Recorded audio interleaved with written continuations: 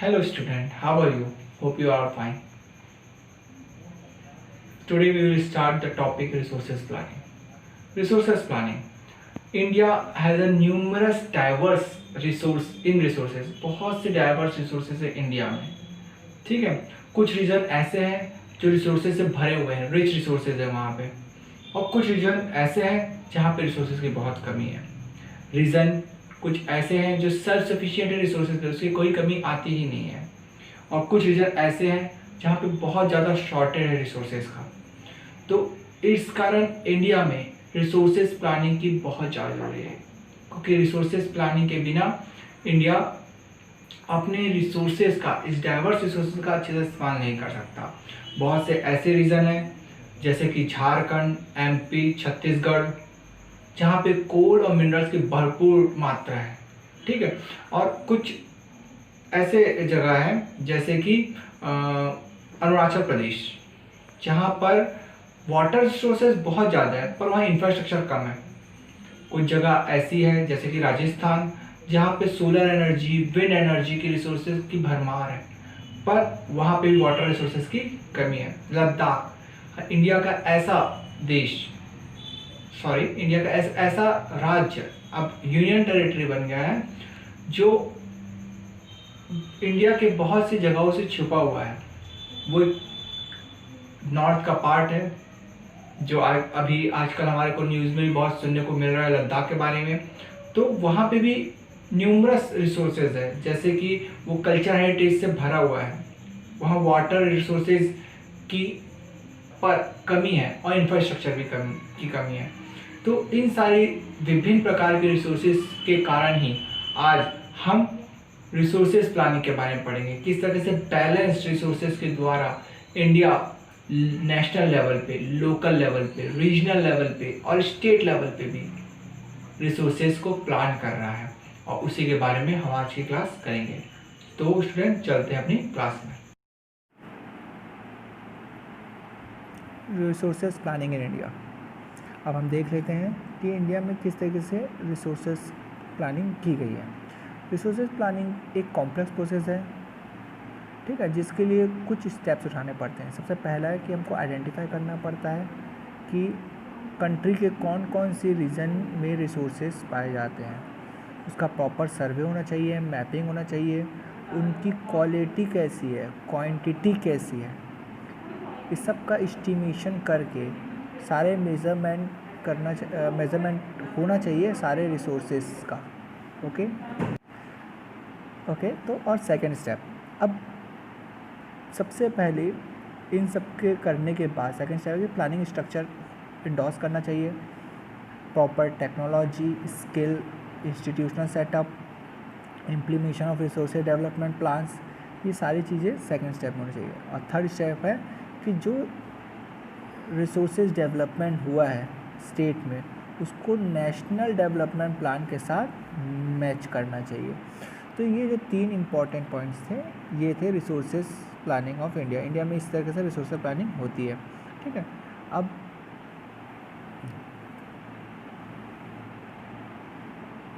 Next, India ने बहुत ही India में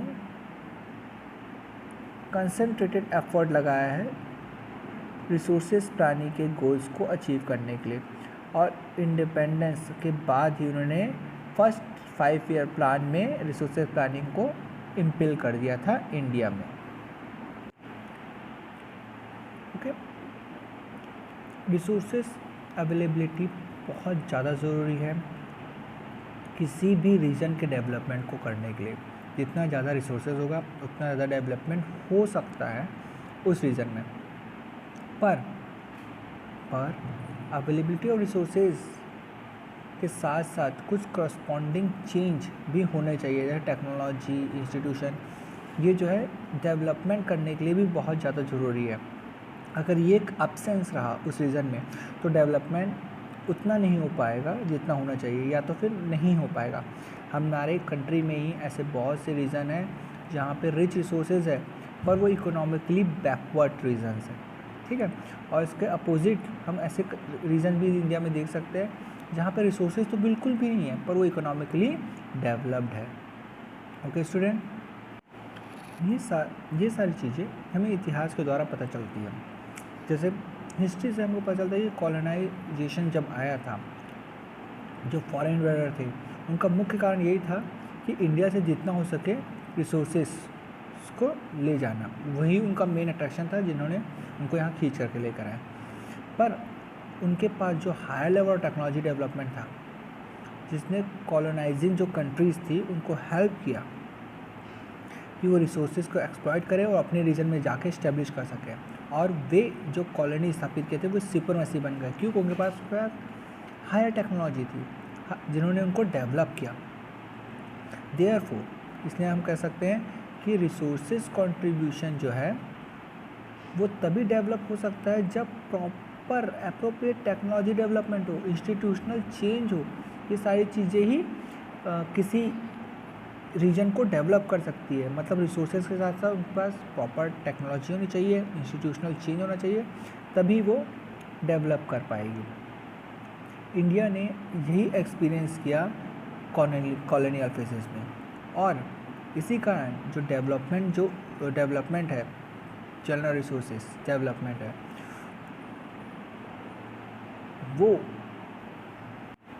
वो सिर्फ अवेलेबिलिटी ऑफ रिसोर्स तक सीमित नहीं है, उसके साथ साथ उन्हें टेक्नोलॉजी, क्वालिटी ह्यूमन रिसोर्सेज और हिस्टोरिकल एक्सपीरियंस भी ज़रूरी है। तब जा कर के हम किसी रिसोर्सेज को डेवलप कर सकते हैं, अपनी कंट्री को डेवलप कर सकते हैं, पर्टिकुलर रीजन को डेवलप कर सकते हैं। अब हम जान लेते हैं कि कंजर्वेशन ऑफ रिसोर्सेज क्या है, किस रिसोर्स को कंजर्व करना क्यों ज़रूरी है और किस लिए। ओके, तो इसमें रिसोर्सेज जो है वो एक वाइटल डेवलपमेंट एक्टिविटी है। जहाँ ज़्यादा रिसोर्सेज होगा वहाँ पे डेवलपमेंट ज़्यादा होगा। बट रिसोर्सेज का इर्रेशनल तरीके से कंज्यूम करना, उसे ओवर यूटिलाइज करना, वो रिसोर्सेज को सोशली, इकोनॉमिकली और इन्वायरमेंटल प्रॉब्लम क्रिएट कर रहा है। रिसोर्सेज हम बहुत ज़्यादा इर्रेशनल तरीके से कंज्यूम करें या ओवर यूटिलाइज करेंगे तो ऐसे में क्या होगा, इन्वायरमेंटल प्रॉब्लम आएगी, सोशल इकोनॉमिक प्रॉब्लम भी आएगी। और इस प्रॉब्लम्स के कारण ही रिसोर्सेज कंजर्वेशन जो है वो वेरियस लेवल पे बहुत ज़्यादा इम्पोर्टेंस रखता है। ओके, आज भी या बहुत समय से जो लीडर्स है और थिंकर्स है पास्ट में, वो इस बारे में बात कर रहे हैं कि रिसोर्सेज का सही तरीके से इस्तेमाल होना चाहिए। गांधी जी ने भी यही चीज़ अपने कन्वर्सेशन में कई बार बोली है। उन्होंने कहा है कि there is enough for everybody need but not for anybody's greed. Means resources इतने हैं कि वो हर एक की ज़रूरत को पूरा कर सके, पर किसी इंसान के लालच को भर सके इतना हमारे पास नहीं है। क्योंकि लालच जो होता है वो अंधे कुएं के समान होता है, वो कभी भी भर नहीं सकता, क्योंकि इंसान को जितना मिलता है वो उसे कम ही लगता है। और इसी के कारण ये जो ग्रीडी और सेल्फिश जो लोग हैं, जो इंडिविजुअली एक्सप्लॉइट कर रहे हैं पूरे नेचर को मॉडर्न वर्ल्ड में, वो टेक्नोलॉजी का भरपूर इस्तेमाल कर रहे हैं कि ज़्यादा से ज़्यादा रिसोर्सेज वो डिप्लीन कर सके, और वो ग्लोबल लेवल पे हो रहा है। तो इसी कारण आज रिसोर्सेज कंजर्वेशन की बात आई है कि रिसोर्सेज को बचाना है, अपने फ्यूचर के लिए बचाना है, हमारे आने वाली पीढ़ियों के लिए बचाना है। ओके, तो ये जो मास प्रोडक्शन हो रहा है, उन्होंने कहा था, गांधी जी ने कहा था कि मास प्रोडक्शन ना हो, बल्कि प्रोडक्शन उतना हो कि लोगों की ज़रूरत को पूरा कर सके, सारे लोगों की ज़रूरत पूरी हो सके, बस उतना ही प्रोडक्शन हो। ऐसा नहीं कि ज़रूरत से ज़्यादा प्रोडक्शन हम करके रख सकते हैं। ओके स्टूडेंट, इसी के लिए, इसी चीज़ को चलते हुए क्लब ऑफ रोम ने रिसोर्सेज कंजर्वेशन को एडवोकेट किया था। रिसोर्सेज कंजर्वेशन को एडवोकेट किया था सबसे पहली बार, कब? 1968 में। उसके बाद जो गांधीयन फिलोसोफर्स थे, सुमेश्वर, उन्होंने एक बुक करी थी, स्मॉल इज़ ब्यूटीफुल। ठीक है, इसके सेमिल में कंजर्वेशन ऑफ जो रिसोर्सेज कंजर्वेशन है उसको ग्लोबल लेवल पर भी प्रमोट किया गया। इसमें ब्रुंटलैंड कमीशन रिपोर्ट 1987 में, और इसी रिपोर्ट में सबसे पहले इंट्रोड्यूस किया गया सस्टेनेबल डेवलपमेंट और उसे एडवोकेट भी किया गया कि रिसोर्सेज जो कंजर्वेशन है वो कितना ज़रूरी है, और उसके नाम से बुक भी पब्लिश की गई थी जिसका नाम था आवर कॉमन फ्यूचर। ओके, और इसके बाद जो हमने इससे पहले क्लास में पढ़ा था रियो डी जेनेरो के समिट में ब्राज़ील 1992 में भी जो अर्थ समिट हुआ था उसमें भी रिसोर्सेज कंजर्वेशन की बात कही गई थी। अब हम पढ़ लेते हैं लैंड रिसोर्सेज के बारे में, ठीक है। अब हम लैंड रिसोर्सेज के बारे में पढ़ते हैं। लैंड एक इम्पॉर्टेंट रिसोर्सेज है। ह्यूमन बीइंग के जन्म से लेकर मृत्यु तक हर एक चीज़ के लिए लैंड एक इम्पॉर्टेंट एलिमेंट रोल प्ले करता है, इम्पॉर्टेंट रोल प्ले करता है। जितने भी लिविंग ऑर्गेनिज्म है मैक्सिमम हमें लैंड पे देखने को मिलते हैं, जैसे कि ट्रीज, प्लांटेशन है, जो नेचुरल वेजिटेशन है वो हमें कहाँ मिलता है, लैंड पे। कल्टीवेशन, एग्रीकल्चर्स, इंडस्ट्रीज लैंड पे हैं। इसके अलावा वाइल्ड लाइफ, जितने भी वाइल्ड लाइफ सबको मैमल्स देखने को मिलते हैं वो लैंड पे मिलते हैं। ह्यूमन एक्टिविटीज़, इकोनॉमिक एक्टिविटीज़, ठीक है, वो सब लैंड पे होती है। हमारा घर लैंड पे बना हुआ है। रेलवे, रोड, ट्रांसपोर्टेशन, मैक्सिमम चीज़ें जो है जितने भी हमको ओर्स हैं, मिनरल्स हैं, वो सारे के सारे लैंड से मिलते हैं। तो ये जो इम्पोर्टेंट फीचर है लैंड का वो एक इसको इम्पोर्टेंट रिसोर्सेज बनाता है, और इसी कारण लैंड का प्रॉपर प्लानिंग करना, लैंड रिसोर्सेज को प्रॉपरली प्लांट करना बहुत ज़्यादा ज़रूरी है। ओके, तो सबसे इसकी प्लानिंग के लिए पहले हम ये जान लेते हैं कि लैंड डिस्ट्रीब्यूशन कैसा है इंडिया में। इंडिया में लैंड टोटल 4 पार्ट में डिस्ट्रीब्यूट है। पहला है माउंटेन, दूसरा है प्लेन, तीसरा है प्लेटू और फोर्थ है islands. 43% total land of India का जितना टोटल लैंड मास है उसमें 43% प्लेन है, जहाँ पे एग्रीकल्चर होती है, इंडस्ट्रीज होती है। ओके, तो जो इम्पोर्टेंट सेक्टर है इंडियन इकोनॉमी का।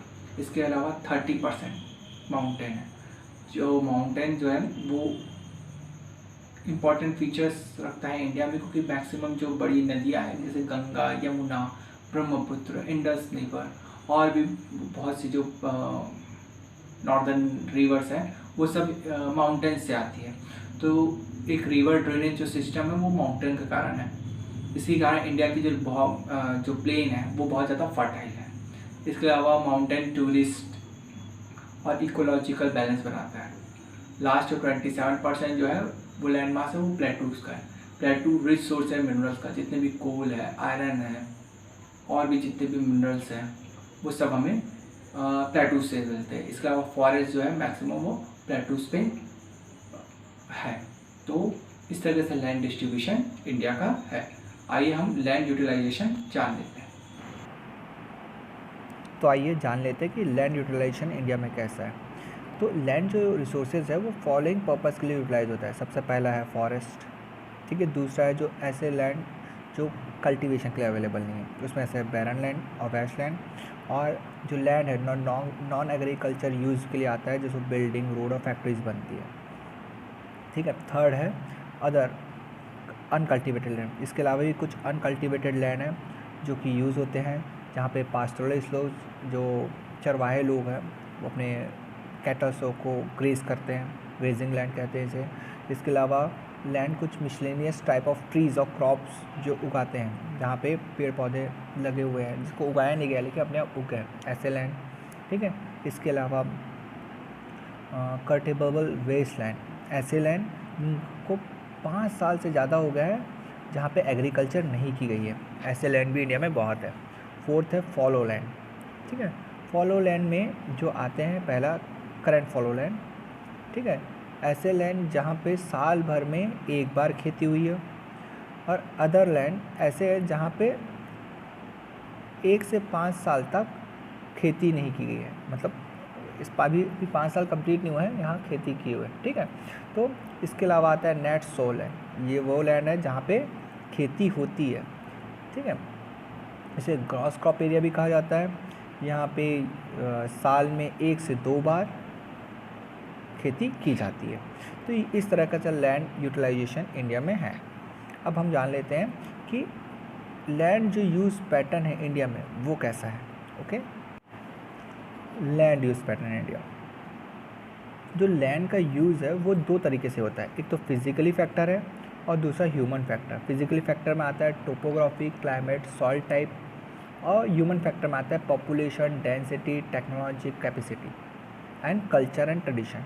ये दोनों फैक्टर जो है इम्पॉर्टेंट है लैंड के यूज़ के लिए। इसके द्वारा ही जाना जा सकता है कि लैंड यूज़फुल है कि नहीं है। ओके, इंडिया का जो टोटल जोग्राफिकल एरिया है वो 13.28 मिलियन स्क्वायर किलोमीटर है, जिसमें से 93% जो लैंड है उसका डाटा हमारे पास है, बाकी 7% का नहीं है। क्योंकि इसमें से 7% जो लैंड आते हैं वो है नॉर्थ ईस्ट स्टेट आसाम, जिसका पूरा डाटा हम कलेक्ट नहीं कर पाए हैं क्योंकि वहाँ पे सियाचिन का जो चीन अभी भी चीन के साथ मतभेद चल रहा है कि चीन अभी भी बोलता है कि आसाम उनका स्टेट था और इंडिया ने उसे हड़प लिया। ठीक है, तो इस तरह के आपात के कारण वहाँ पे हमने लैंड जो सर्वे वो नहीं कर पाए। इसके अलावा जम्मू कश्मीर का जो एरिया जो पाकिस्तान ने ऑक्यूपाई कर लिया, और चीन, ठीक है, चीन ने जो कश्मीर का जो अक्सा चीन एरिया है उसे कब्जा कर लिया, तो वहाँ पे भी सर्वे नहीं हो पाया। इसी कारण आज हमारे पास 93% ही डाटा है जो हमें बताता है कि लैंड कितना और क्या है।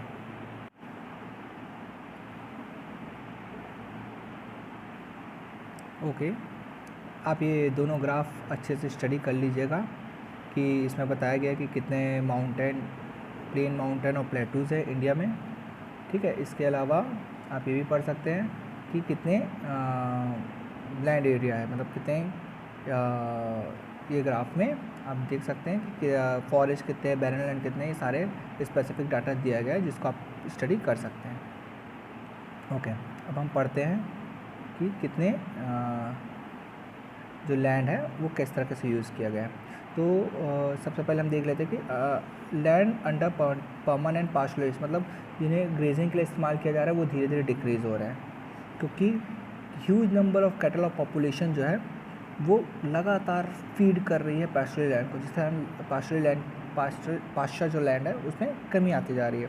पास्चर लैंड्स के बारे में भी हमने पिछले साल 9th में पढ़ा है।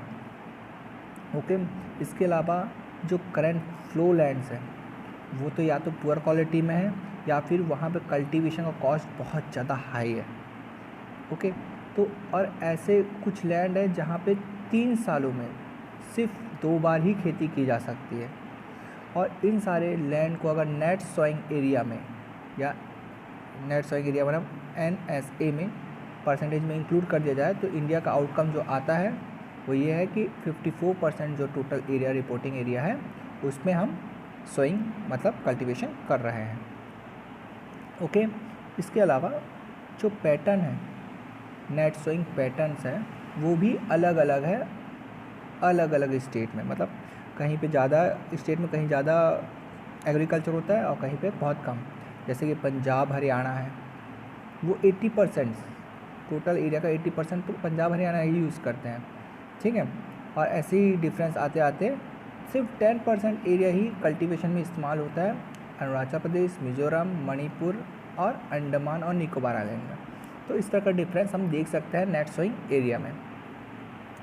ओके, अब फॉरेस्ट, तो फॉरेस्ट जो है हमारे देश में वो 33% से भी कम है जोग्राफिकल एरिया में। ठीक है, नेशनल फॉरेस्ट पॉलिसी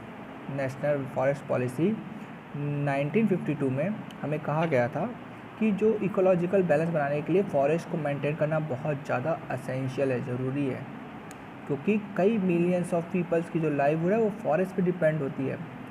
ठीक है, जो फॉरेस्ट पीपल्स है वो फॉरेस्ट के ऊपर ही निर्भर है, वे पूरी तरीके से फॉरेस्ट के ऊपर डिपेंडेंट है। ठीक है, तो उनको भी मेंटेन करना हमें बहुत ज़्यादा ज़रूरी है। इसके अलावा जो वेस्ट लैंड है ऐसे, ठीक है, और इसके नॉन एग्रीकल्चर लैंड जो यूज़ होते हैं। ठीक है, वेस्ट लैंड जो नॉन एग्रीकल्चर लैंड है उसके अंदर ऐसे बहुत से लैंड है जैसे रॉकी, एरिड और डेजर्ट लैंड है, जिसका यूज़ हम नहीं कर पा रहे हैं या नहीं करते हैं। ठीक है, और कुछ और नॉन एग्रीकल्चर लैंड्स है जिसमें लोग सेटल्ड है, जैसे घर बने हुए हैं, रोड बना हुआ है, रेलवे लाइन है, इंडस्ट्रीज़ है, ऐसे लैंड को भी हम इस्तेमाल नहीं कर पाते। तो कंटिन्यूस जो लैंड का यूज़ हो रहा है बहुत लंबे समय से और प्रॉपर मेजरमेंट को लिए बिना, वो आज हमें लैंड कंजर्वेशन और मैनेजमेंट की तरफ लेके आ गया है कि हमें प्रॉपर तरीके से लैंड को कंजर्व करना चाहिए, उसे मैनेज करना चाहिए, वरना ये जो रिज़ल्ट है वो लैंड डिग्रेडेशन में आ जाएगा, जिसके कारण अगर हमने मैनेज नहीं किया तो एक सीरियस प्रॉब्लम आ सकती है हमारी सोसाइटी और इन्वायरमेंट में। ओके, अब हम जान लेते हैं कि लैंड डिग्रेडेशन और कंजर्वेशन मेजर क्या क्या है। हम जैसे जानते हैं कि जो आज ज़मीनें हमें मिली है वो हमें हमारे पहले के जनरेशन लोगों से मिली है और हमें ये ज़मीन वापस हमारे फ्यूचर जनरेशन को भी देनी है। ठीक है, ज़मीन ऐसी चीज़ है जो वंश दर वंश चलती है। आज जो ज़मीन हमारे पूर्वजों ने इस्तेमाल करी, आज हम इस्तेमाल कर रहे हैं और आने वाली फ्यूचर भी वो ज़मीन को इस्तेमाल करेगी। ओके, उसमें से भी 95% जो लैंड्स है, 95% ऑफ जो हमारी बेसिक नीड्स है वो हमें ज़मीन से पूरी होती है। हमें ज़मीन से ही 95% ऑफ आवर बेसिक नीड्स मिल जाता है, जैसे कि फूड, शेल्टर, क्लोथिंग। ठीक है, ये जो है हमें ज़मीन से मिलता है। इसके बाद ह्यूमन जो एक्टिविटीज़ है वो भी सब ज़मीन से जुड़ा है और इसी कारण जो है वो डिग्रेडेशन ऑफ लैंड आ चुका है। हमारी सारी एक्टिविटीज़, हमारा जो ग्रीड है वो आज हमको लैंड डिग्रेडेशन के ऊपर लेके तरफ आ चुका है। इसके कारण जो पेस है नेचुरल फोर्स का वो पूरी तरह से डैमेज हो चुका है लैंड का।